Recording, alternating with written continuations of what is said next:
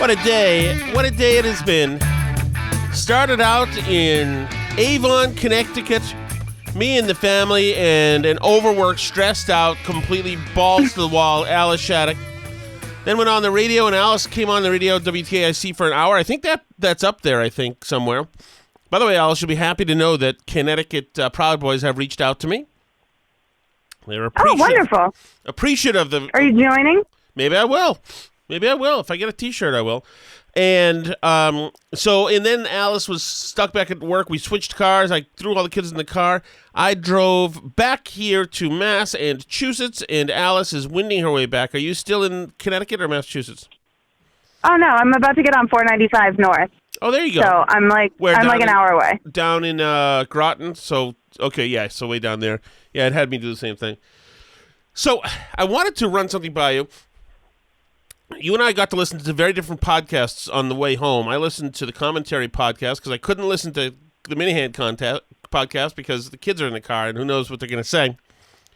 Exactly. Right. And so I listened to the commentary podcast and Jim Meigs was on it. I thought this was interesting because today I talked to Sean Maloney, who we've had on before, about all the war going on, and we talked about the war on the ground, the mechanized stuff that's happening in Ukraine, etc. And then a couple weeks, last week, I talked to a guy about cyber attacks, etc. But then Jim Meigs today in the commentary podcast brought in something interesting. Just what the fallout would be, some of the fallout would be if there were a successful cyber attack on like our infrastructure. So, and there have been, there's successful cyber attacks all the time of one sort or another, usually small.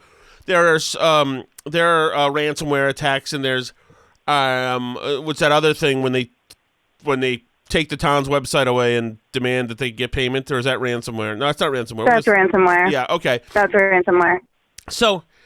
So anyway, Jim Meigs talked a little bit about, I'm fascinated with this because I think it's going to happen and nobody's going to be ready, but he talked about what exactly it looks like when it would look like if there were a cyber attack. And now, since Putin is seeming to be flailing a little bit in Ukraine, it would just put him in the position to say, to release the hounds and try to go after infrastructure, including our infrastructure. And this is what Jim Meigs had to say.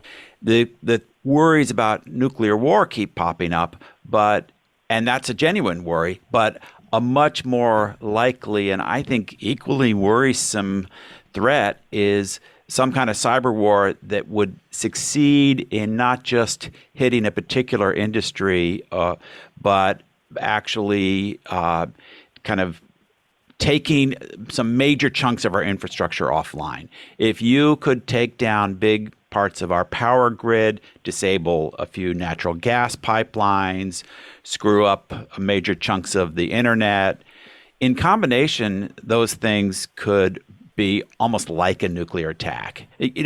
We've all been through blackouts that last a few days, but usually over pretty small regions. Imagine a blackout affecting most of the country that lasted 3 weeks. Okay, and first couple of days, we'd all, grab the flashlights and the candles. The stores would run out of food in probably 3 or 4 days. It wouldn't take very long before even deliveries of food and fuel to stop because the trucks wouldn't be able to buy diesel fuel, especially if you disable the banking system. If your credit card doesn't work, your ATM doesn't work, how does a truck driver get that food from California to the East Coast? So you can see how these different infrastructure threats could overlap and exacerbate each other. So after 10 days, there's no food. People are roaming the streets looking for something to loot, and there's really nothing left. It's really a genuine, kind of a Cormac McCarthy post-apocalyptic scene. Really, in a couple of weeks, things could get unimaginably horrible. So I have a question for you, having not read your... So that's interesting, because what if there were a cyber attack and everything stopped? everything. First of all, I have a question for you that you might know. Can you still text if the power's out? Well, you can't charge your phone for. Well, if you use your car, you can charge your phone. So can you still text? Is data? I mean, it depends too. I mean, like, don't the towers need power? Right. Okay. I mean, so I guess if you lose power, you can still text and stuff. I would imagine that things like that have like backup generators and stuff. Like, I don't really know. I'm spitballing here, but that I would guess they have some kind of backup generators or something. Mm-hmm. But it's also possible that those could, if they run on fuel or something and it becomes impossible to get fuel, like, I don't know, but I would think that to send out a cell signal, you need some way of getting power, right? I would think so, but I guess if all the power is out, then you're screwed. And so there's no radio waves happening. There's no radio on. I mean, how the hell would the world know? Where would you go to get the information that this has happened? How would you know? I mean, I guess you... I guess, what is it? Is civil service? Well, you know it happened because it happened to you too. I mean, well, I know the power is out, but you don't know why, and you have no idea why. You don't know if this is your local utility person screwing up, and it'll be on in 35 minutes. You have no idea. How do you find out? Is it the National Guard? Like, if the governor can call the National Guard or whatever. And do they go with loudspeakers down the street to tell you, hey, guess what? Is that what happens? Do the people start waving people over at town halls? Like, how does information get disseminated? I mean, yeah, I would guess some of those things, yeah. But we don't know because we haven't done any of this Yeah, I don't stuff. think we have a plan in place for that. I don't think. I mean, maybe they drop leaflets, right? Like maybe maybe the military would have some way to fly a plane and drop leaflets. I guess so, but I mean, couldn't they also just hand out leaflets? Well, but that's much harder to hit a big area and to organize all the people to do it, right? Like the census, taking the census is a huge undertaking, and most of those people have power when they're like signing up to be census workers to go door to door. There's not really that level of national organization in the United States to like do that without a pre-existing method of communication. The strength of like the dropping leaflets is if you have like the military and they're already like in a barracks and their commanding officer can reach them without needing to call them up on the phone, then they can like make them take action right there. But yeah, like I don't know. I don't think there's a plan for that. I think all you can do is just.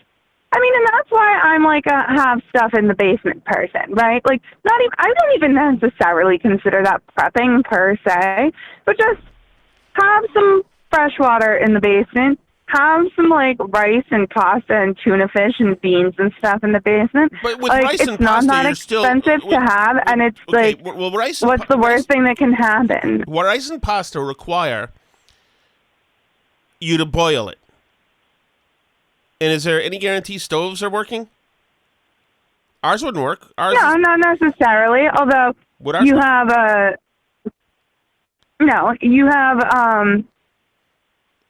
there's ways to boil water, though. I mean, like there is. Well, like fire. Sure, that's right. So if we've got a grill and if we've got other things, but I mean, like I have like canned goods too. You know. If we have enough propane, then we can boil water. Or I guess if we had to build fires, we could boil water, and But I just think that there is an advantage to being the first of the first world countries. There's also a disadvantage. We are so far removed from having seen the bleep that we don't know anything. What do you do suddenly when there are no answers? Right now, there are all the answers in an iPhone. Once the iPhones go out, once the iPhones die, all the answers go away. All the knowledge goes away. The time goes away. Unless you remember from having lived in a lifestyle that's from 1900, how to manage all this stuff. Yeah, and most people don't. I mean, yeah, that's just... So then when there's a run on food, like they were saying, you loot food, and then there's no more left in the stores, and then what do? You better learn to hunt real quick? I guess, do people loot gun stores? Is that what they do? I mean, I think a lot of what the left likes to call vulnerable people die, honestly.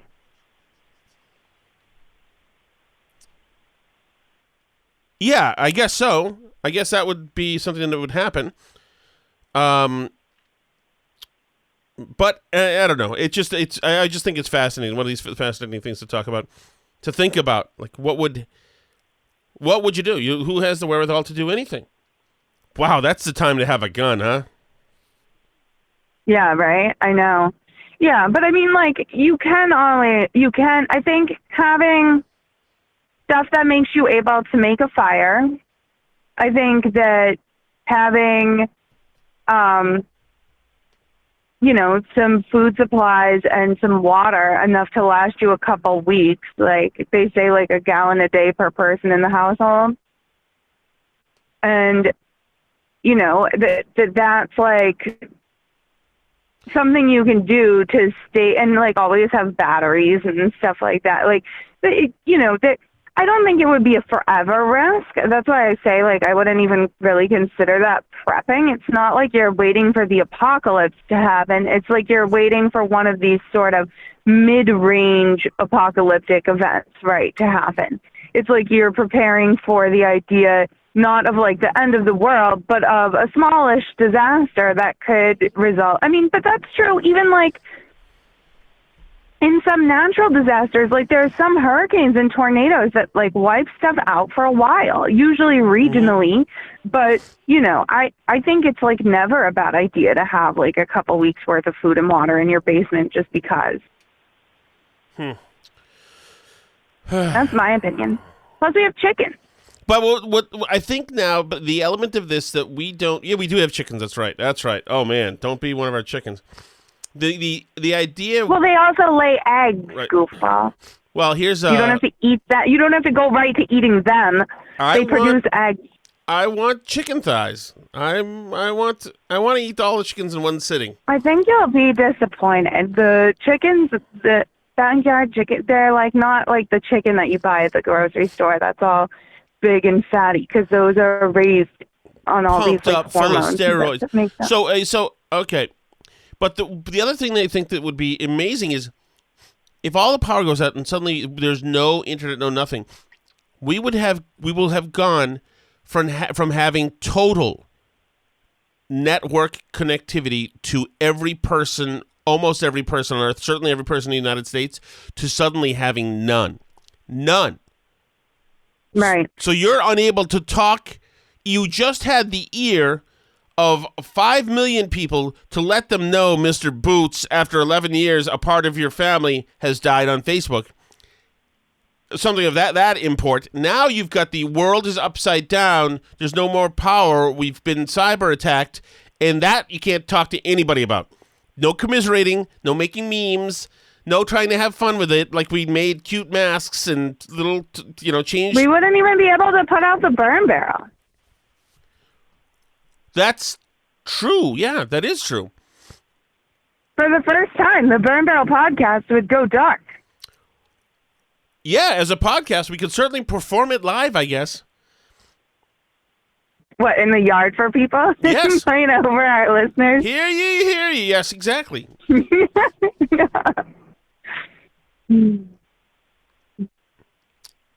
All right, so the analog podcast. Here's speaking of the end of days, Katie Pavlich today earlier tweeted, currently watching 3 flight attendants citing the federal mandate harass a family with a toddler and a crying 15-month-old child because the toddler's having trouble wearing a mask. It's blood boiling. They just handed the dad a, quote, final notice sheet.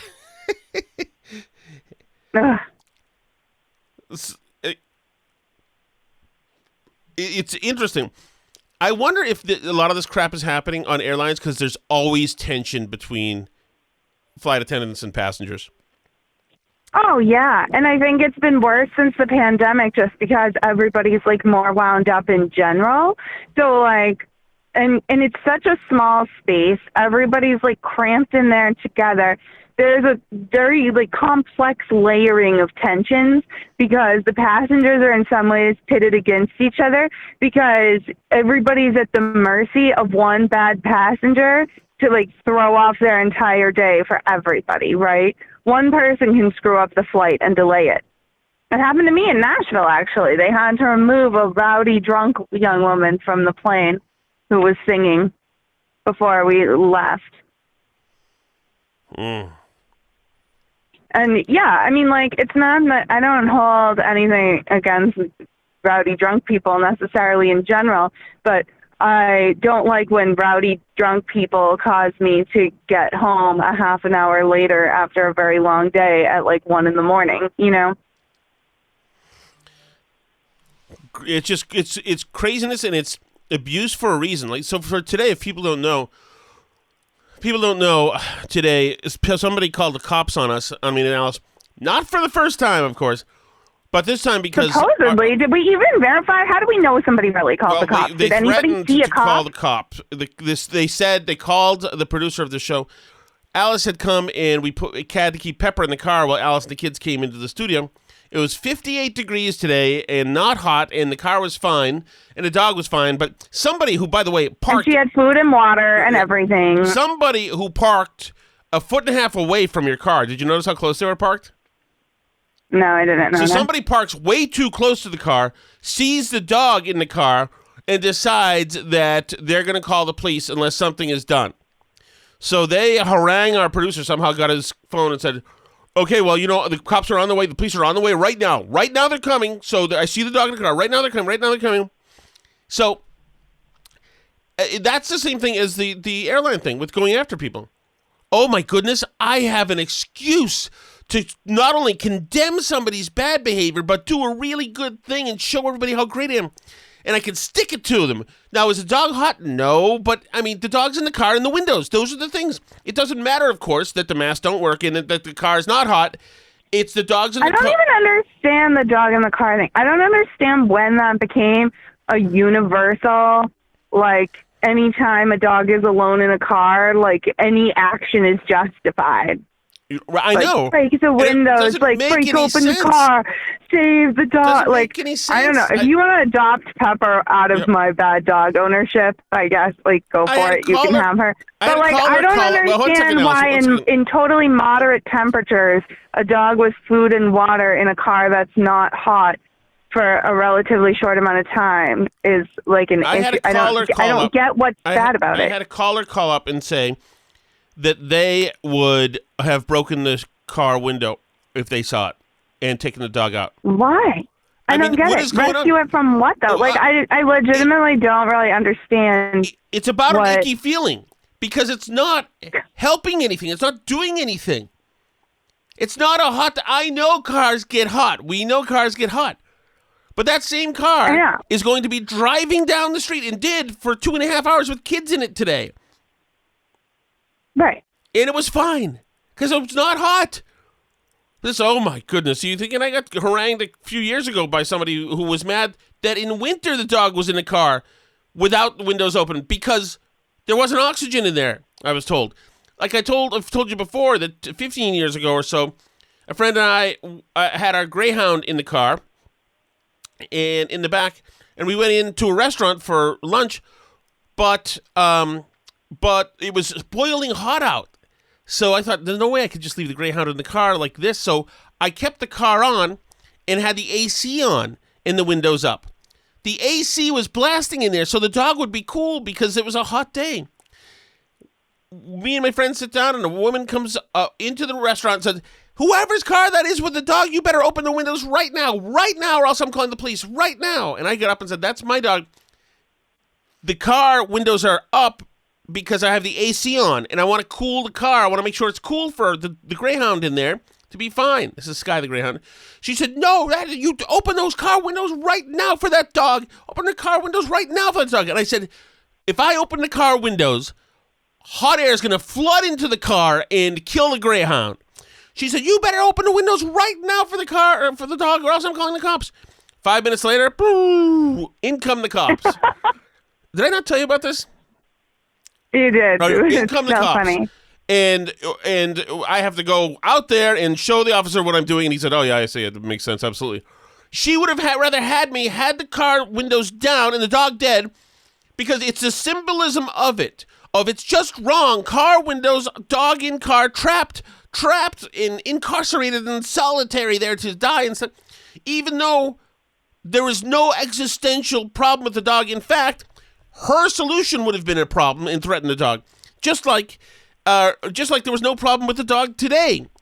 What you need when you have a problem with a dog in a hot car is a hot car. And there was not a hot car today. But still, no, it's the thing. You can't... There needs to be, like, a temperature limit on these things for when the police don't get involved. Like, it needs to be, like, over 70 degrees or something before anybody should even be allowed to say anything, because it's nuts. Like, I don't understand. I don't know. I guess it is like the mask thing. Masks, good. Doesn't matter what else. I don't get masks, good. Dog in car, bad. Like, the circumstances or any common sense just flies completely out of the window. Like, there's no... So, anyway, then Pepper the Foxhound came into the radio station, so... Right. Problem solved. Right. But it was good to have you on the air, Alice. Your first time in an actual radio studio. What did you think? It was fun. I don't like having to stop all the time, though. I get on a roll, and I want to keep talking. Right. Stop for breaks, you mean? Commercial breaks, or because of the... Yeah. Right. Well, I know what you mean. So, like I spent more time stopped than talking. Yeah. It's... I would have liked to talk to Tim more. Yeah. No, I know. I sent him a nice note. I know. The problem is, it's a news wheel. So it's what are you going to do? It's an AM station. It's a news wheel. So a whole... I understand. In the news, they sell commercials. So that is that. But in the podcast world, Alice, giving the background here, I've queued this up. I've not listened to this. Two people I know, Howie, who I know pretty well, Howie Carr, and Kirk Minihane, who I know, reasonably from adjacent point of view, but we've talked a few times. Kirk called Howie during his podcast today, and why did that happen? So, I guess on Howie's show, he had on Chris Sununu. I haven't listened to that because I don't know if Sununu called in or what happened. But Sununu had been in Washington at some roast event, I guess, and Jeff Zucker was there and other Democrat DC hobnobby type people, right? And it was some roast, and he roasted Trump and called him effing crazy and whatever, and said, I guess, how we felt were negative things about Trump and about Republicans for this audience of mostly Democrats. And so he was grilling Sununu about it. And on Kirk's show, they took issue with it because it's so over the top. This sort of outrage about him just doing a roast and telling jokes, which is a normal thing. And why is he so upset about it? And it's seen as this betrayal of Trump, right? And he's saying how many drinks did you have while you were there? It's obviously something that was buzzing around the conservative mediaverse, right, is that people were upset that Sununu did this, right? So Howie was going by what he was hearing out there, that people were upset about this, and he really dumped his outrage on Sununu in full force. So I have seen, but then, I have witnessed Howie do this on a couple of occasions when somebody turns against essentially the team. He did the same thing with Romney, right, and it has had him on the phone. He yelled at little Alice Shattuck about 7 years ago when he thought you were one of Charlie Baker's people. He's yelled at Baker, obviously. These people fall out of favor with him, and they are apostates once they do it. And so, and Sununu is somebody, and Howie just has no countenance. He cannot countenance it. He doesn't. He just tears into these people and beats them up. And has but I think that Kirk Minihane is right in a sense that I think that maybe it comes across as a little absurd when you're asking him like how many drinks he had at the event and stuff, you know? Okay, maybe, but like it but seems it's like also the outrage is maybe like a little ridiculous for the level of the infraction, right? Maybe it's ridiculous, but it's also good radio, and also Sununu kind of needs Howie, and I mean I like Sununu, and we'll see. But I haven't listened to the Howie thing. But I've heard him dress down people. And Howie doesn't. When he's decided that you're to be terminated there in the studio, he terminates you. Remember when he had Doctor your buddy Doctor what's his name? Shiva. Howie Shiva. Yeah, he eviscerated killed him. Shiva. Yep, he killed him right there, which is kind of how Howie works. And and you know he's there's an old tough journalist, columnist guy in Howie, and Howie's fearless. So anyway, I want to hear this call because it's weird. It's interesting to see that Kirk is going to call Howie Carr out on this. So hang on, let me find it here. Where is it? And here? actually, Cullinane really in on the action too. Okay, and I think there may be a little bit of bad blood between Cullinane and the car industry. I'm not sure. I don't know. I'm friends with them all, right. so I'm happy. Me either, because I texted him about Steve, because Steve did send him Matt Walsh's number, and I texted him back, and he's like, "Yeah, I got it, thanks." I'm like, "Oh, you can't be sensitive about this." We gave you know how much views he got in that thing yesterday because of us. Right, A lot more people, I think, are ordering. It's a joke. The joke was basically that like Trump belongs in it. Well, he explains it. He's not crazy. I don't care. It's funny. I thought I you had don't think it. that's Is that funny? the right part? Right. My grandkids will not be famous roast of him. I think we had. Head of CNN was sitting 5. What the f? Like, I mean, is he sorry. right? Oh my God, Trump I would love. thought I had it. I thought you Trump's tweeted calling the out. Howard I Stern thought I every had it day. all. He literally up, did but a it's roast. not. Chris, you know what? But it's all Like, I don't even understand what he's talking God about. damn it! Jesus Christ! So mighty. Okay, so I have it. You know what? That's the podcast page. That's why it's not queued up. It's queued up in iTunes. So now I apologize for that. I can probably just erase that. Well, I'll keep it in. Yeah, you can cut it. Whatever you want to do, honey. Thank you. Here we go. If he's not in the same room, can you make fun of him on this call? We'll find out. We're talking to him. I don't know. Does that count?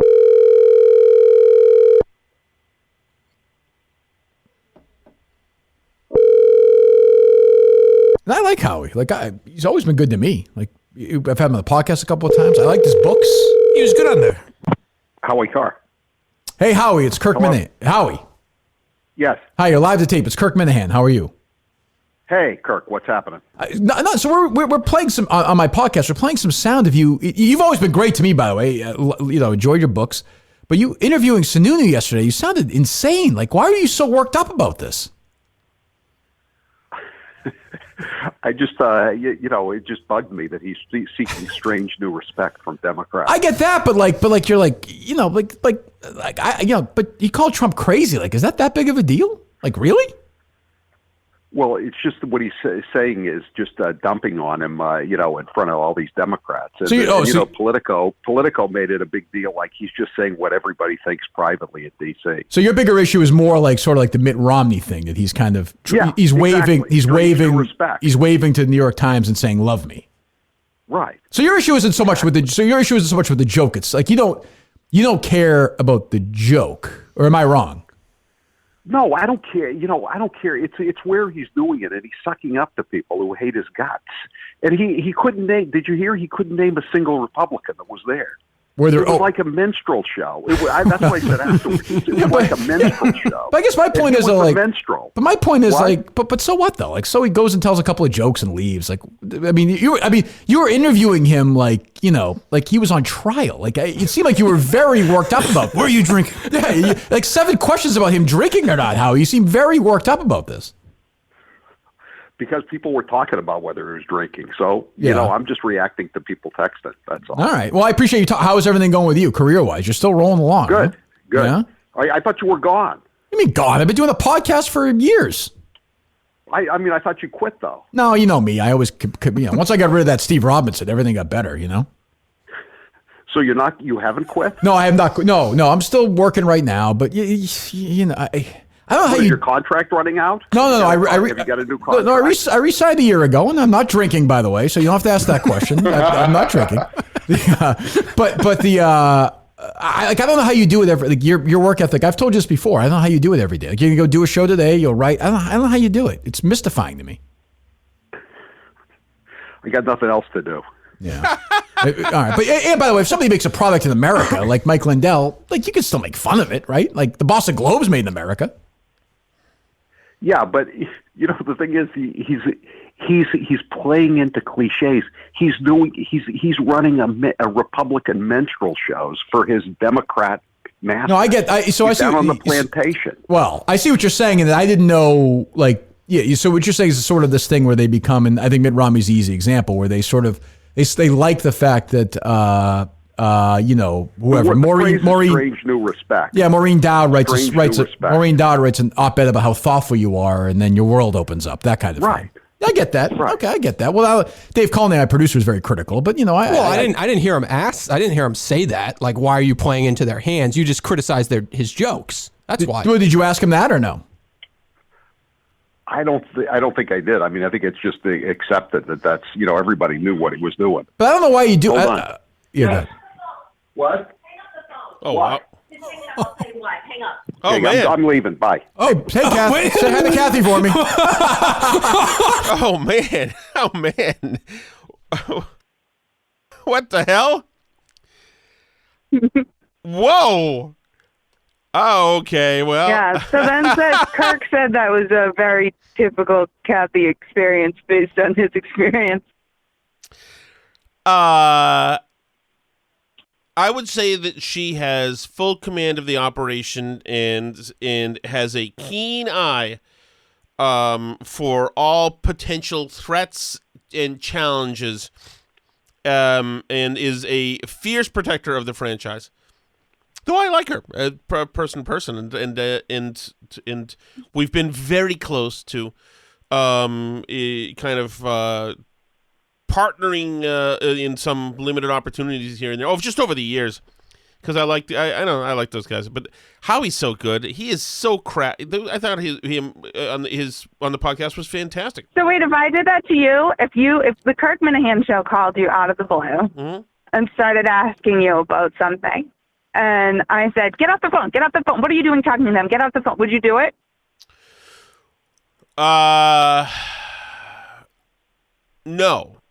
No, I would not do it. But you're also not. If you were the person who was spearheading the Tom Shattuck money-making bonanza and had programming reasons, etc., and a whole business plan, and I was freelancing and floating away from it, I would certainly give it some thought.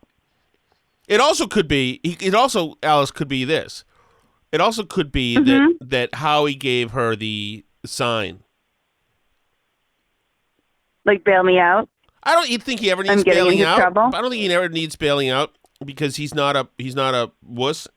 But he might have had things to do, and But I mean, it sounded. If it was, that was great acting by her. That was so interesting. I don't know what the deal is. I don't know what the deal is between them and Jerry and them and Kirk and them and Michael Graham years ago. But wow, that was interesting. I thought Howie was good on the podcast, though, and I thought that he. Yeah, I thought he was good. I thought he was funny and had a sense of humor about it and stuff, and that was good. Yeah, he's all considering he's like the biggest. He's the biggest name in Boston talk radio, really, for decades, and he has, like a lion, just mauled political opponents and corrupt people and others. And people you would think would be political allies too, here and there. Others who are just in the crosshairs, yeah. Just to work with him, to be his, What's that? For a while, I worked with him at RKO and I was, for a while, I filled in as his producer for a while as well when Sandy was sick, whatever. He is a totally fun guy to work for and not a bit of bad attitude, open to ideas. God, he was fun to be around. He was great. So, wow. Excitement, Alice. You and I need a scandal. I mean, other than having the police called on us for the mishandling our kids and our animals, we need something going on. Yeah, here. I mean, it's bound to happen. You'll be happy to know, by the way, Allison, that your 11 refrigerator-sized Amazon boxes have arrived. One cannot imagine what they are, but but they're here. We're gonna have to thank the neighbors for taking care of the trash for us. Okay. Oh. Okay. But yeah, I mean, I thought it was interesting, and I thought it was interesting not just for that, but on the KMS show, they were sort of having like a broader political conversation about like, you know, both sides being the same and doing the same things. And, you know, in particular, Kirk said like, oh, look, they did the same thing to Ketanji Brown Jackson that the left did to Kavanaugh, right? They're all the same. And I think there's truth to like the right acting sometimes. You know, they have their own outrage machine, and certainly there's even somebody like Howie isn't necessarily above like playing into the sort of team narrative, right? He's not like trying to be unbiased or trying to like. No, he's not. You know, you know what I'm saying, right?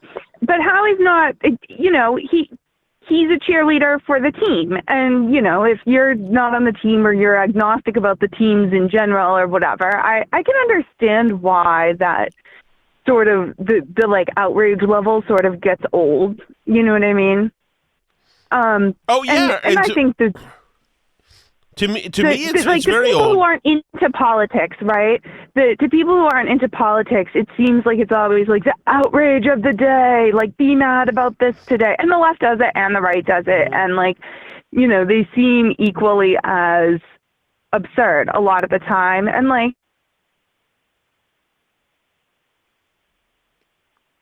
Are you still there? just say she's a you dropped crazy after liberal, right? you dropped after and like. Oh, which one? I don't know. Well, one of the and likes. So I don't know, but I think that to people who are outside sort of politics and don't really cheerlead for a side necessarily, that it seems like it's always the outrage machine gearing up, and obviously they're trying to make a thing out of some of Ketanji Brown Jackson stuff. But I also think that that it's a sign of being sort of outside of politics and just sort of taking the prevailing narrative as fact. If you're going to say that the Kavanaugh hearing was the same thing as the Ketanji Brown Jackson hearing. You know, at no point was she accused of running gang rape rings as a teenager. At no point did they ask for her, you know, teenage years social calendar to find out what parties she'd been to and how she acted at them, right? That wasn't a thing that happened. The way she was treated was the same way essentially the left treated Amy Coney Barrett, which was sort of fine and normal, ginned up outrage levels, right? The Kavanaugh thing was special, and I think that it just struck me that, you know, listening to the Kirk Minihane show, which I don't always do, but you've had it on recently, and I was just in the mood driving by myself, so I put it on, and you know, normally they don't talk a lot about politics, so when they delve into these political conversations, it is interesting to me because they are so removed from it, sort of. You know, they talk about people who hear it on the news and don't follow it on Twitter all day. It's absolutely... It's absolutely... I'm just looking at Cullinane has tweeted about all this stuff. So where are you now, Alice Shattuck? I am in Haverhill, Massachusetts at this moment in time. Uh-oh. Yeah. Uh-oh. I I'm gotta going to stop be doing the bad calling in stuff. like 10 minutes. Well, What, are you not ready for me? The bridge is out. Remember I told that blonde I'm not going that way. The blonde from the Puerto Vallarta restaurant? Well. Did you go the wrong way and hit the outbridge enough to go around? You missed my quip about the blonde from the Puerto Vallarta restaurant, Alice. Yeah, I did. Oh, goodness. No, I'm in downtown Haverhill, and I'm coming that way. Well, good. Oh, if you need to go to the Packy, I'd go because I didn't go. Well, I didn't go for you. Hello? Oh, Well, I mean, I see. Well, I mean, there's one right there next to the crappy market basket where you're most likely to be shot. Oh, good. Okay, homie? All right, well, I will visit that. Visit that, and if that doesn't work actually, it's only 8 o'clock. I forgot. It's not Sunday. It feels like Sunday, right? Doesn't it? Well, not for you. You worked all day. We got to do something about that job of yours, by the way. Are you kidding me? Jesus. Well, it was a little bit of a big week at my work. Okay, but I'm this just is saying. like... My original plan was not to be on your show, was to go home early in the morning today so that I would be home already. Yeah. It was not my plan to stay in Connecticut all day. We needed... yeah. But I've never seen somebody so hostage to their communication equipment, their computers, etc. Are you kidding me? No, I used to commute more than an hour each way to a job where I worked at least 10 hours a day, and I made less money than I do now. Wow. That's thus the Amazon boxes. I'm just saying, Alice, you got to be able to step out of the room. I spent an hour on the radio with you in the middle of my work day during a very important day at my work. And then you spent 3 more hours in the radio station lobby doing work to catch up because, God forbid, you weren't engaged for one period of time where this all the time stuff has to happen. This is what does a full-time job generally mean to you? Because a lot of people work 40 full hours a week. I know, but you know what they do from 12 to 1? They schlep over to Applebee's and have a meal. You don't. Okay, You're well, just I stuck to the slept computer. into your studio and while working. Recorded an hour of radio. Right, and then panicked and while working. Oh, okay, I already told you that. All right. By the way, things are so tranquil here right now. Why? I don't know, because the kids had McDonald's. Your dog, who is now the subject of a police investigation, managed to eat some chicken nuggets because she's such a great and loving member of the family and respectful to us. And we fed your chickens, and that's it. Now I'm going to upload the podcast. Will there be a YouTube part of this or not? I mean, I could put it just on a logo image and upload it.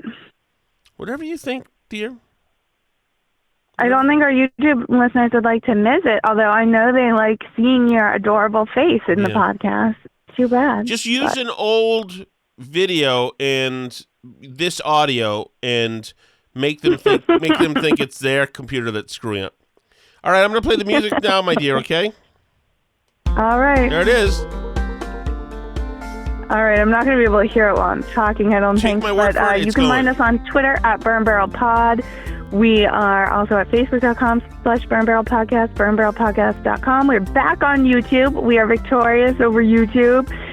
You can also find us on Rumble Video if you don't want to be hostage to the whims of Google to find out whether or not you can see us. And you can email us, burnbarrelpodcast@gmail.com. See you soon. All right, bye.